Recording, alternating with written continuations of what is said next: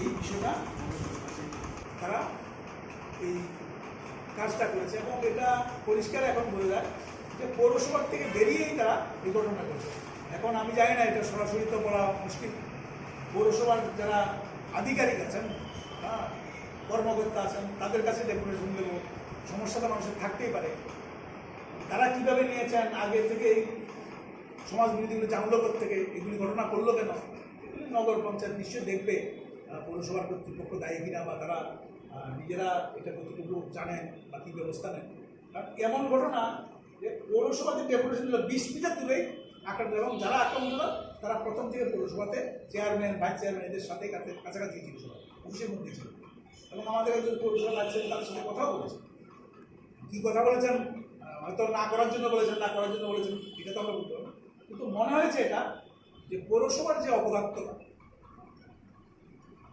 নগর চালানোর ক্ষেত্রে মানুষের সমস্যা হবে, এটা দুর্বলতা ঢাকার জন্যে মানুষ যাতে কিছু না বলে, বামপন্থীরা বলেছে, তার মানে কি তাদের যে দুর্বলতা এটা বামপন্থী মানুষ সামনে নিয়ে যাবে। এজন্যই তারা এই ঘটনাটা যাতে ধামাচাপা দেওয়া যায়, পৌরসভা মানে তাদের দুর্বলতা স্বীকার করতেই চায় না, এরকম একটা পরিস্থিতি এই ঘটনা হয়েছে। তার জন্য এসডিপির কাছে আমরা বলেছি অবিলম্বে তাদের বিরুদ্ধে ব্যবস্থা নেওয়া।